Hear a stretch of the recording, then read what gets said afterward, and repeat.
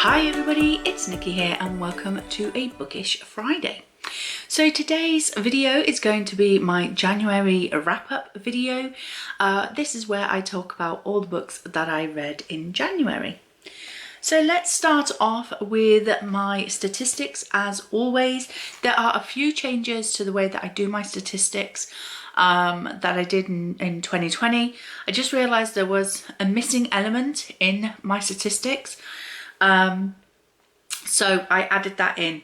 So the total books that I read in January, considering that this year my plan is to read less books because I want to do other things with my life, like Animal Crossing, and playing with makeup, and other things, just generally other things. And I feel like last year it was all about how many books could I read, how many more books could I read, can I fit any more books in? So this year I'm taking it a lot more easy. So bearing that in mind, in January I read 13 books. That's pretty low for me. Normally I'm between 16 and 18 books a month, but we are taking it simple. There was a moment halfway through the month where I was like, I need to read more books, I need to read more books. And then I thought, hang on, why do I need to read more books? I'm reading enough books in a month. So yeah, 13 books, I'm very happy with that. There was, however, one DNF. Now, previously, I never mentioned my DNFs. I never mentioned if I started a book and then decided not to finish it. But now I'm putting that into my statistics. Just generally keep an eye on how many books I'm DNFing and also what type of books I'm DNFing as well.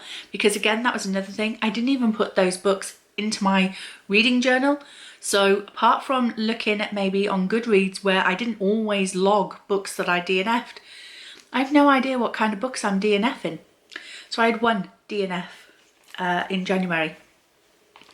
Now the audio hours of books that I don't own but I listened to on audio was 9 hours and 9 minutes. And here's a new statistic as well. Audio hours of books that I own. Now previously I never used to count this because if I owned the book then I would count it as I physically read it.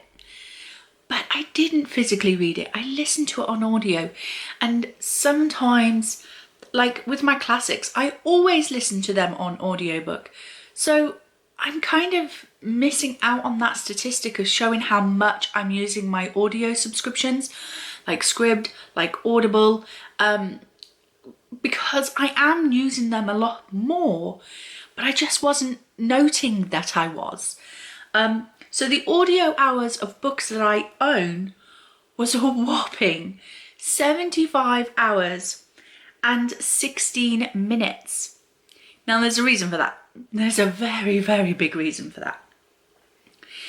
Now the ebook pages, again, another statistic I never looked at last year, but the ebook pages was 0 this month because the DNF book was an ebook. That was my ebook for the month and I DNF'd it. So there were 0 pages, but I think from now on what I'm going to log is how many pages of the DNF book I read, because I did read them.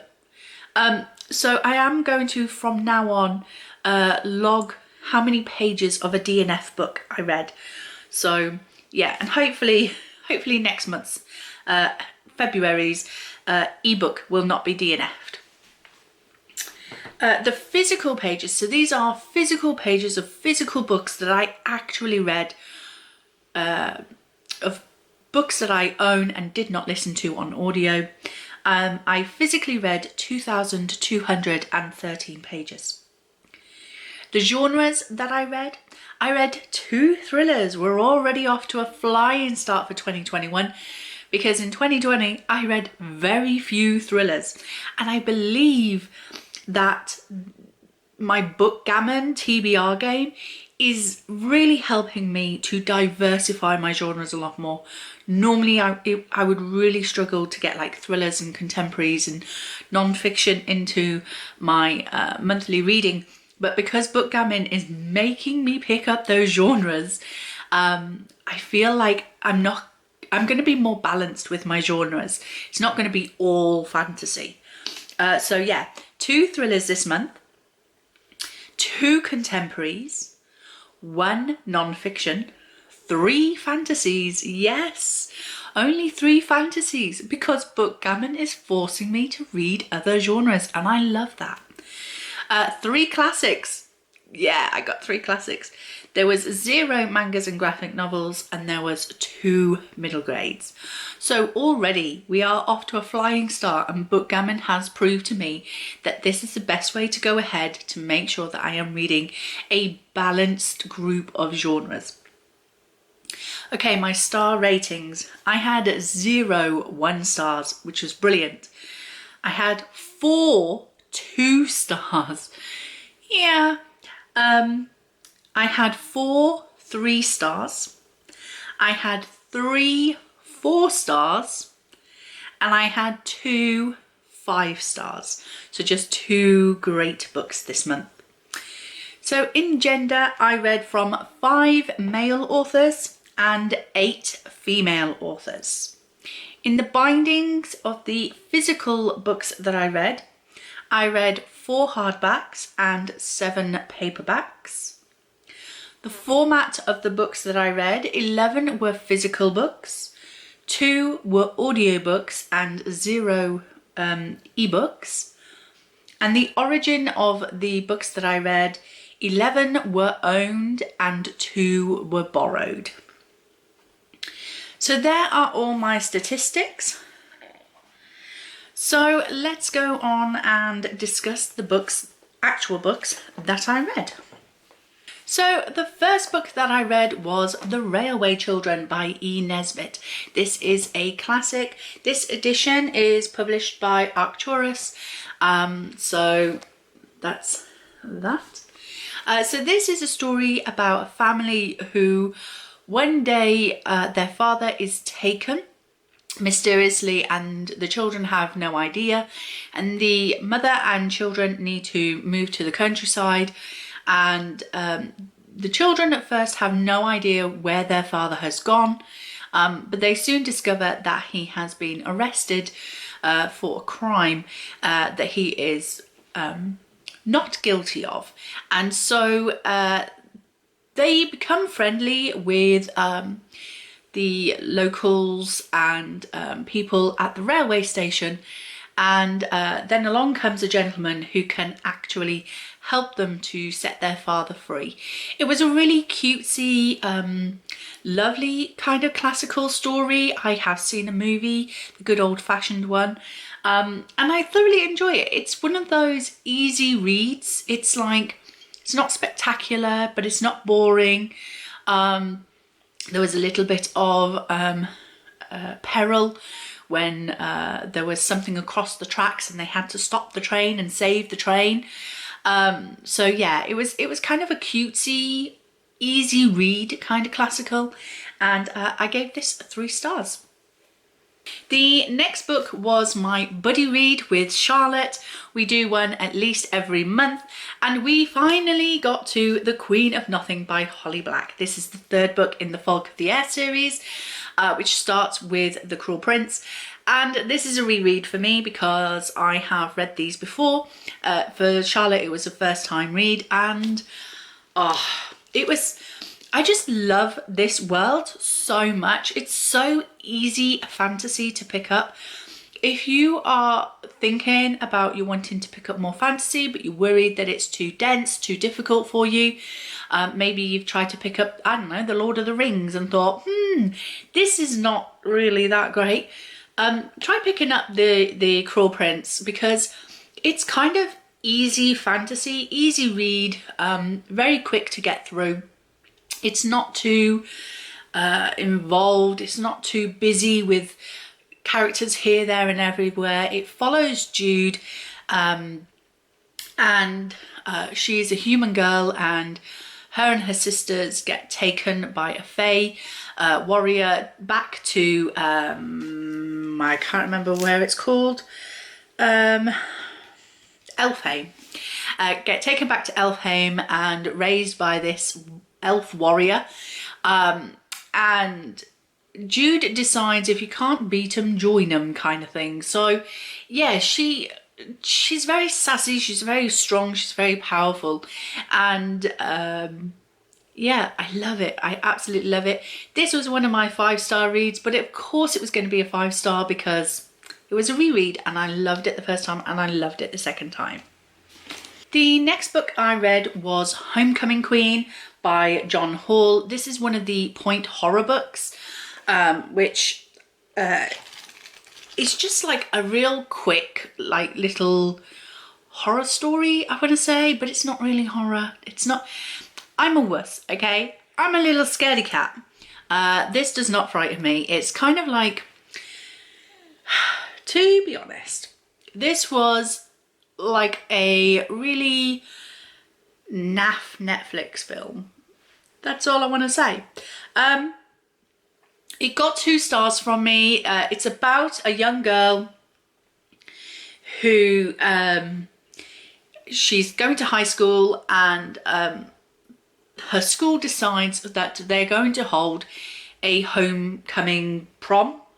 Homecoming, is it a homecoming prom? Yeah, homecoming prom thing. For the first time in many, many years since there was an accident at one of the homecoming proms. I don't know what you call them. We don't have them here, or at least never had them when I was a kid. And at this previous homecoming, the queen, the newly crowned queen, got into an accident and died.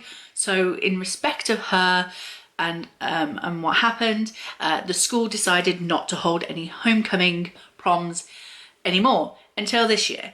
And strange things start happening, and you know, has she come back to haunt them, you know, from taking her crown, or you know, it was cheesy, it was a quick read. I mean, they're so browned and aged, but it was such fun. So yeah, very, very quick read. 2 stars, by the way. And ignore my nails, they need painting. Should have painted them before I did this, or at least took the nail polish off. Okay, so the next book I read was another quick, easy read. It's Mills and Boon, The Devil and Drusilla by Paula Marshall. This is one of the historical romances, and I've come to realise that the historical romances in the Mills and Boon line are not actually that smutty. No, not at all. And I have quite a few of the historical romance ones. Not my fave. Normally I used to love Mills and Boon when I was younger. I used to pinch my mum's. She used to have a subscription that used to come every month, and it would have 4 books in each subscription. And then she would just take them out of the box and put them on a shelf, and she wouldn't read them. So I did. I was only 14, 15, 16 at the time. But this was my introduction into smut, I suppose, at a very young age. But I would read anything. I mean, I was even reading my parents' encyclopedias. You know, those leather-bound A to Z encyclopedias? Yeah, they had them, and I would read them and study them. So I would read anything at that age. So yeah, as I say, this is a historical romance. So the romance was like she batted her eyes at him and he was aroused. It was like, and nothing at all, not even a goddamn kiss against a wall or anything. Not much smut in these. So it might be a romance, but it's one of those not very smutty ones. So I was very disappointed. Yeah, it 2 stars. 2 stars. I'm not even going to tell you what it's about. It was boring.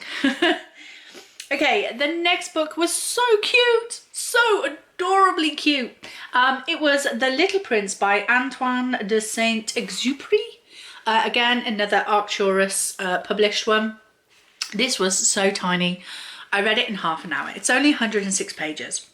Took me about half an hour. There's some adorable little illustrations in here, which apparently are the original illustrations from the author.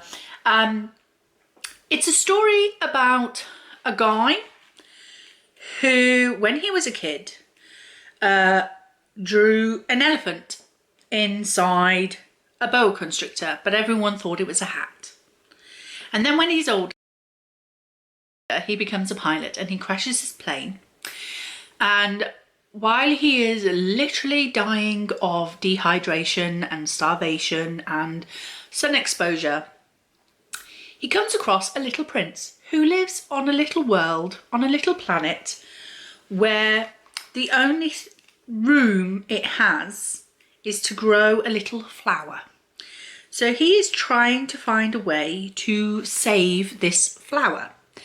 And it was kind of sad, but kind of sweet and kind of adorable.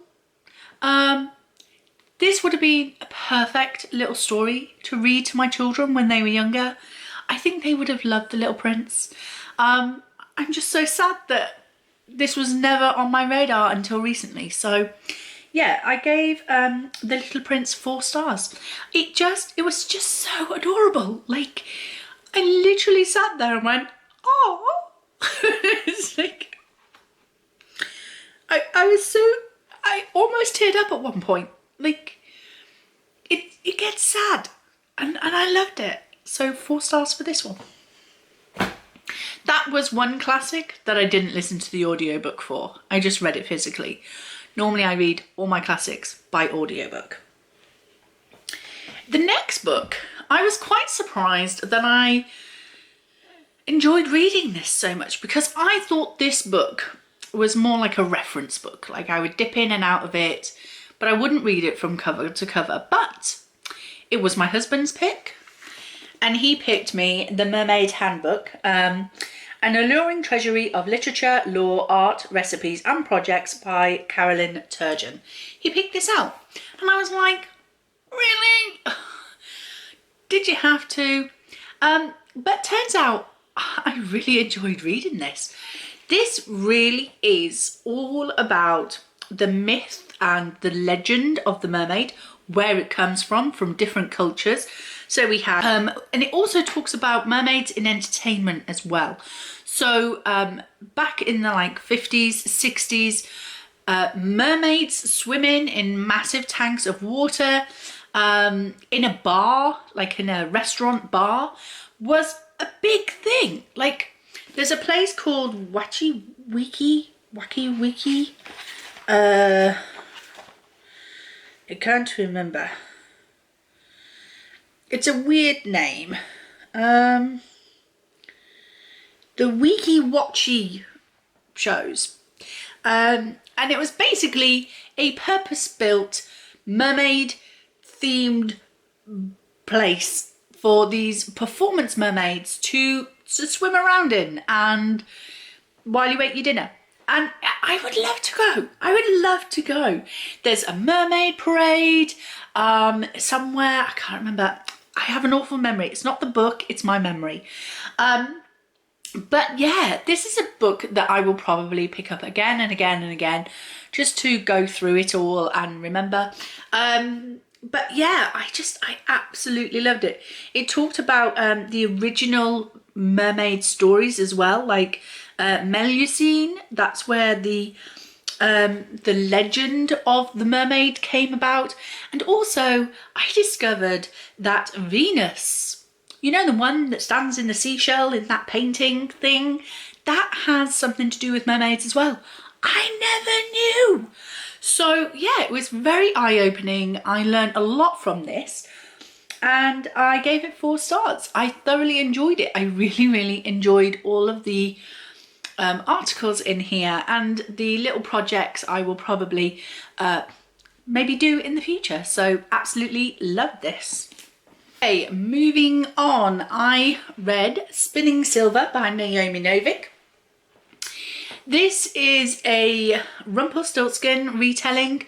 So you have a young girl whose father is like a debt collector, but he's not a very good debt collector because he's way too nice. So she takes up the mantle and she starts collecting people's debts. Her grandparents are quite rich, so they gave a dowry for their daughter to marry this man, and that's the money that he used to loan out to people, and now they owe him back. So she goes out to collect the money, and he gains the attention of the local starrick, who are these strange cold creatures, and they basically leave her a pouch of coins for her to turn into gold, which she does. She's able to take the silver coins that are in the pouch, take them to a jeweler, and he creates a ring which he then sells for twice as much as what the silver is worth. And then she gets the gold back and she gives that to the starrick, and the starrick are like, we likes this girl. But also there are other characters in here who also come into play with this story as well. So it was really, really interesting. The only problem I had was this was a very dense, thick book. Not like widthway, but like really thick in its wording and in its prose. So I really struggled to read this very quickly. I could only read it for short periods of time. My brain would just hurt too much. So in the end, I had to kind of switch to audiobook just to finish it off. But I did enjoy it. That was the problem. That's why I didn't want to DNF it. So I just switched to audiobook and I was able to consume it a lot quicker that way. Yes, I am trying to slow down with my reading, but I wanted to get this finished. So that's why I switched to the audiobook, but I did really enjoy it. I gave it 3 stars, but only because it was a sludge. Only because it really did feel like I was pushing against something as I was trying to read it. It wasn't free flowing. It wasn't letting me flow through it very easily. It was hard sludge getting through this. Loved the story, enjoyed the story, but it was just hard work to read. You know what I mean? Now the next book was another reread, and this was also the book club pick for January, and that was A Darkness of Dragons by S.A. Patrick. I am so excited to have the sequel on my February TBR. I'm waiting to get to it. I'm just finishing off the Polathon books at the moment, but I reread A Darkness of Dragons and I loved it just as much the second time around. It was just so much fun. And Bava, my heart, Bava. I absolutely love this. This was such good fun. So we have Patch Brightwater, who is a wannabe Pied Piper, and he gets into trouble and he is jailed. And he ends up befriending a rat who is actually a young girl who's been cursed. And then he also befriends a Dracogryph called Bava. And off they go together to kind of help each other. They each have their own problems, but they help each other to solve them. And that's what I love most about this book. This book is about friendship. This book is about the fact that we all have something we need to do, but if we help each other, we can get it all done. So yeah, I absolutely love this. Cannot wait for the sequel. This was my second 5 stars of the month. So yeah, that was a definite, that was a given. I knew it was going to be 5 stars. I loved it the first time, I loved it the second time. Cannot wait for the sequel. Moving on, I read Two Boys Kissing by David Leviathan. So this was about 2 boys who kissed.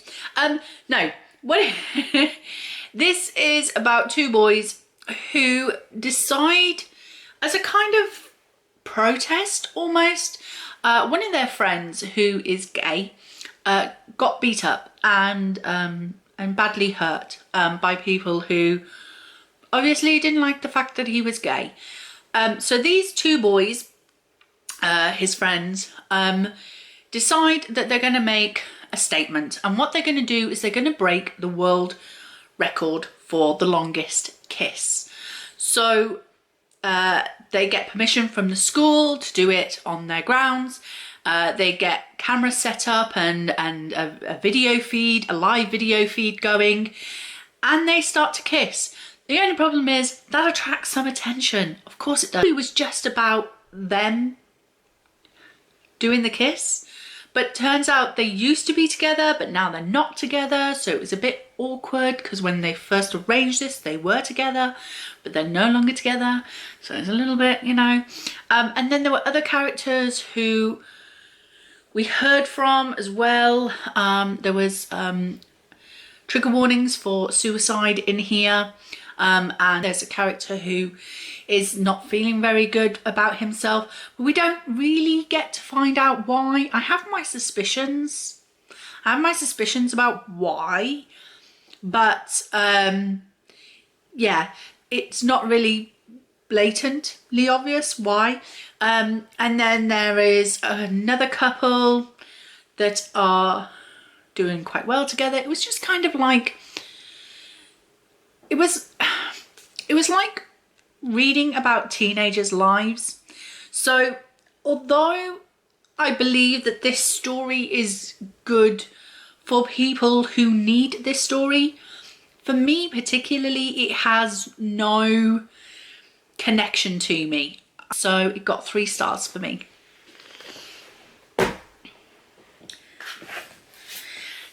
The next book I read, I'm going to keep that one till last. But the next book I read was Deep Light by Frances Hardinge. I was wondering if this one was going to have mermaids in it. It does not. Not a single mermaid in sight. But it does have sea gods. So basically we have these islands that used to be sort of terrorized, I want to say, and almost ruled by these sea gods, but they're all now dead, they're all now gone, and so the people on these islands kind of scavenge the god parts, what they call godware, so to make money and whatever. And this young boy called Hark, he is kind of part of that scavenger thing. He's an orphan on one of these islands, so he kind of blags his way around. And he gets into trouble. And he's indentured to the sanctuary where the old priests who used to help soothe and control the sea gods, they all now reside in this sanctuary with nothing much to do because the sea gods are gone. And what he discovers is that actually maybe the sea gods are not all gone. And so Hark goes on this kind of adventure and has to stop the sea gods from coming back. So it was really, really good. Again, it was one of those books that just took me a really long time to read. Like, it was fun, but it wasn't dragging me back. It wasn't pulling me back into it. So I could put this down for a day or two and not think anything about it. So it is a shame because it's a beautiful book and it has these beautiful orange sprayed edges. But yeah, it didn't pull me in, didn't grab hold of me and tell me the story, you know. So it got 3 stars from me. Now, before I go on to the last physical book that I read, I will talk about the 2 audiobooks that I read. So I read A Spot of Folly by Ruth Rendell, and these were short stories that were thrillers. I want to say, it's supposed to be. They were short thriller stories. I wasn't thrilled. Let's put it that way. One of the short stories was so short, it was 4 sentences long. How am I supposed to get thrilled or scared about that? I mean, it was pants. It was, I didn't like it. A lot of the stories as well were like, man leaves his first wife for a younger model, then his and then realises that the younger model isn't all it's cracked up to be, so regrets leaving his first wife. And then his second wife gets kidnapped and he's asked to pay a ransom, and he decides, you know what? This solves all my problems. I'm not going to pay the ransom, and they're going to kill her, and then I can go back to my first wife. She'll feel sorry for me because my second wife got killed. Bless me. And then all will be well. She'll take me back. Only he finds out that it was his second wife who set up the kidnapping so that she could run away with her lover with the money that he paid for the ransom. And when she realises he's not going to pay the ransom, she comes back and says, well, never mind then, I'll just stay with you. And he's like, but no, that's not what I want you to do. I want you to leave with your lover. I want you to go. And she's like, no, I'm not leaving, not without money. So he ends up paying her the ransom money so she will run off with her lover. And then he goes to the house of his first wife only to find out she's just got married. Like, what part of that is a thriller? Like, there's no thrilling element in this at all whatsoever. Like, it was like, really? Like, it was amateurish, and it was amateurish, and it was very simple. Like, I didn't like it, so it got a 2-star. It would very nearly got a 1-star, to be fair, but there was a couple that were funny, and I laughed, which I don't think you're supposed to with thrillers, but yeah, very nearly got a 1-star. And the second audiobook that I read was The Restless Girls by Jessie Burton. This was a retelling of the 12 Dancing Princesses, I want to say. So, yeah, story about these daughters. It was kind of weird because it was kind of set in a more modern world, but in an old-fashioned way. So you had the king and his daughters, and the king's wife gets into a car accident, a racing car accident, and she dies. So in order to protect his girls, his daughters, he decides to lock them up into a room, so they can't leave, they can't go out, they can't go anywhere, they can't do anything because, you know, danger. Only they discover this hidden doorway each night. They leave by this doorway and they come to a magical world kind of place where they dance the night away and party and eat from the buffet and do all of this. And the oldest daughter is a bit of a rebel, and she kind of fights against her father, and she's like, you know, you can't do this, and he's like, I can, I'm the king, I can do anything I want.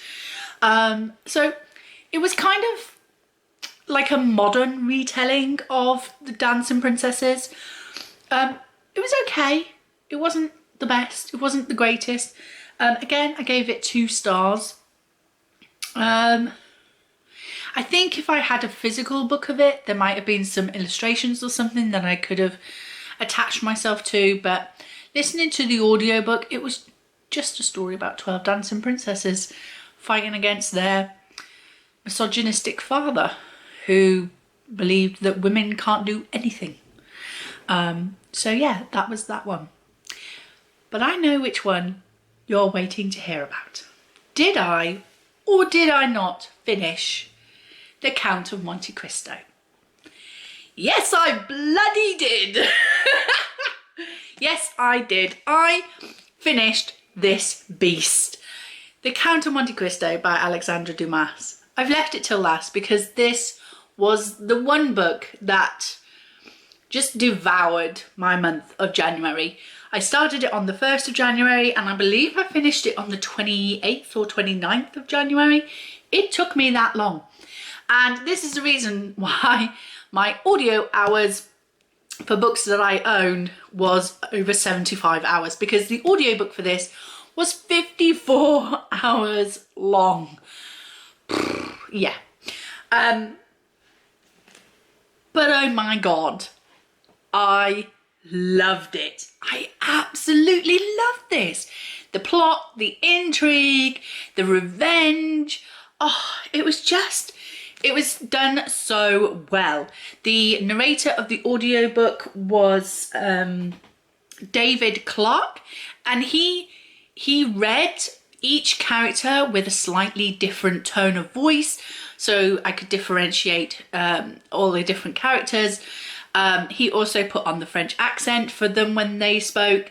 And also the one thing I really liked was that when he came to speak in like a female voice, he didn't go all high and squeaky like a lot of male narrators do in audiobooks.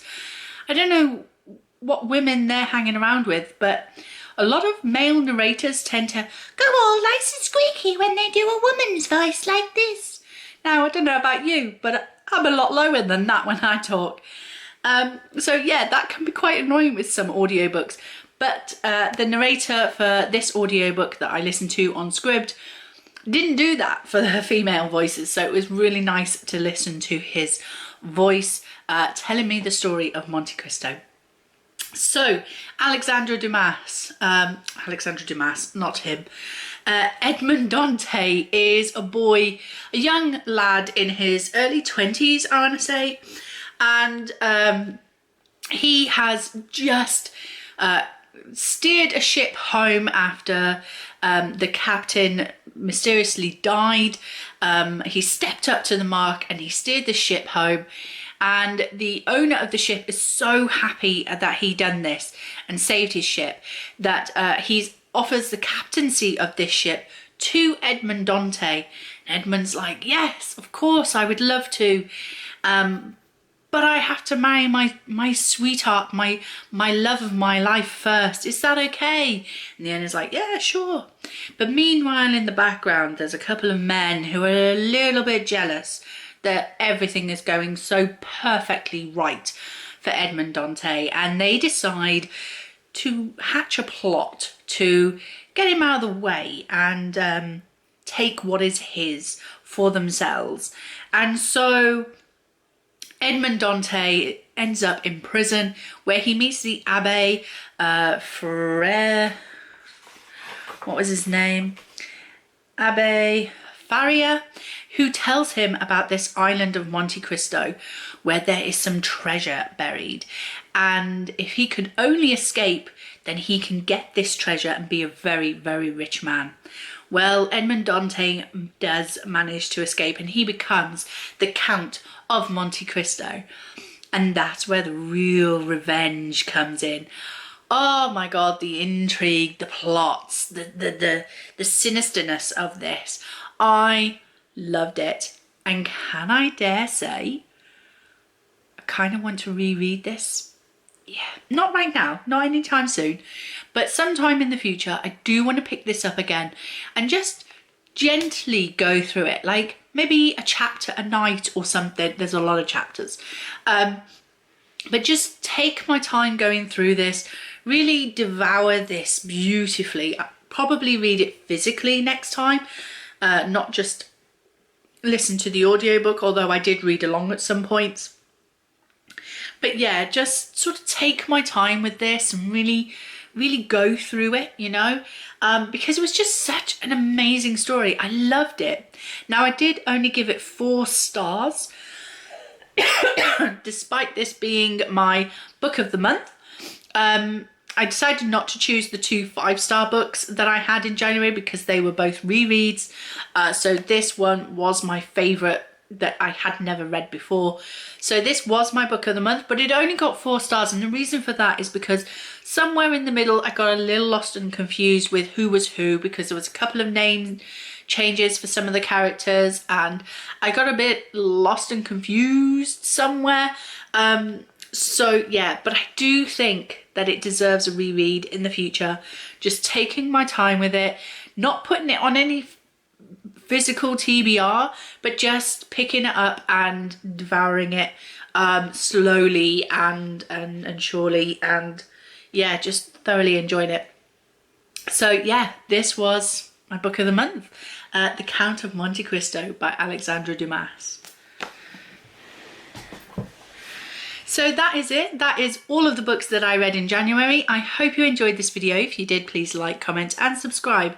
And I will see you in the next one. Bye.